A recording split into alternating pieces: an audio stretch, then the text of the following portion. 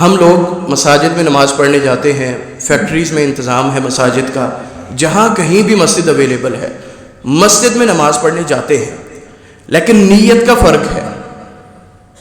انسان کے اعمال کا دار و مدار اس کی نیت پر ہے، انما الاعمال بالنیات، اعمال کا دار و مدار نیتوں پر ہے۔ ہم فرض نماز مسجد میں پڑھنے جاتے ہیں، گھروں سے باوضو ہو کے بھی جاتے ہیں، لیکن نیت کیا ہو جائے؟ رسول اللہ صلی اللہ علیہ وسلم کا فرمان ہے، سیدنا ابو امامہ رضی اللہ تعالیٰ عنہ اس حدیث کے راوی ہیں، فرمایا جو شخص اپنے گھر سے وضو کر کے نکلا با جماعت نماز کی ادائیگی کے لیے، تو اللہ تبارک و تعالی اسے اپنے فضل سے احرام باندھے ہوئے حاجی جتنا اجر و ثواب عطا کر دے۔ کتنا بڑا عمل ہے! کہاں پر احرام کی وہ مشقتیں، گھنٹوں گھنٹوں کی مشقتیں، اور پھر احرام کی پابندیاں، اور کہاں پر روزانہ نیت کے ساتھ، اخلاص نیت کے ساتھ گھروں سے باوضو ہو کر مسجد میں جا کر با جماعت نماز پڑھ لینا۔ اللہ فرماتے ہیں، اللہ کے رسول فرماتے ہیں، ایسے شخص کو احرام باندھے ہوئے حاجی جتنا اللہ تعالیٰ اجر عطا فرما دیں گے۔ کتنی بڑی بات ہے، کتنی بڑی بات ہے کہ فرمایا احرام باندھے ہوئے حاجی۔ اس سے کیوں تشبیہ دی؟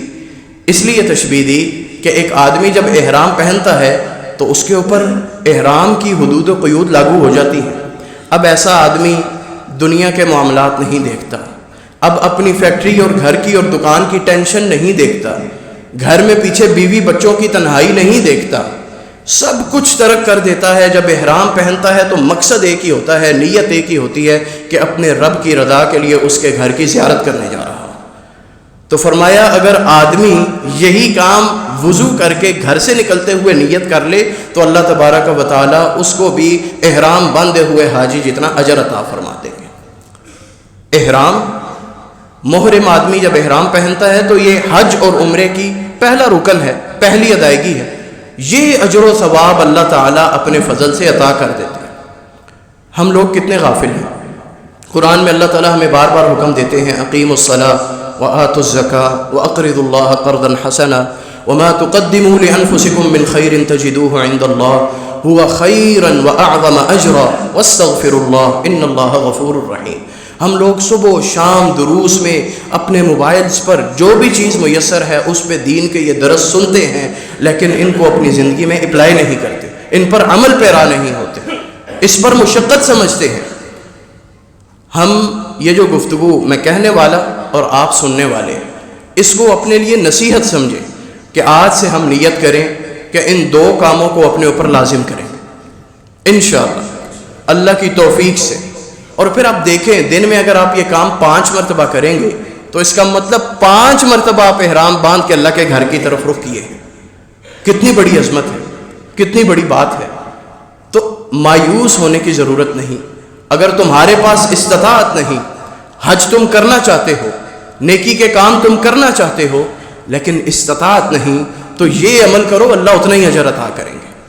اللہ نے ان کاموں کے لیے تو کوئی مشقت نہیں رکھی نا، تو ان سے کیوں اپنا اعراض کرتے ہو، منہ موڑتے ہو؟ اس کا مطلب یہ ہے کہ ہم بنیادی طور پر اپنی تربیت ہی نہیں کر سکے کہ ہم نے اپنے آپ کو دین کے کاموں کی طرف کس طرح لانا ہے۔ میں نے جس طرح عرض کی، فرق صرف نیت کا ہے۔ کام ہم کرتے ہیں روٹین میں، نیت کے فرق کے ساتھ اجر و ثواب کی وہ بلندی ملے گی جس کا میں اور آپ حساب ہی نہیں کر سکتے۔ اجر بے حساب ملے گا، ایک اجر ملے گا، وضو کرنے کا اجر اپنی جگہ، چل کے مسجد میں آنے کی قدم، ایک ایک قدم اٹھانے پر گناہوں کے کفارے اور وہ اجر اپنی جگہ، نماز باجماعت پڑھنے کا اجر اپنی جگہ، اور اس نیت کا اجر اپنی جگہ۔ میں اور آپ حساب کر سکتے ہیں؟